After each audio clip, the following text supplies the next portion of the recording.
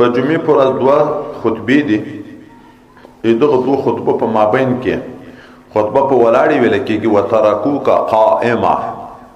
هغه آیات هم وایي معلومیږي چې خطبه په ولاړې ویل کېږي. نو بیا به په مابین کې کینی، دا یوه خطبه چې خلاصه شوه کینی به څومره به کینی؟ د دریو کنکیو آیاتو په انداز باندې، لکه درې کنکي آیاتونه چې ویل کېږي دومره به کینی. بیا به بیا چې کېږي دومره خطبه به کینی. نو دوی خطبې دي په مابین کې فصل ده، فصل په اندازه د دریو آیاتو باندې ده.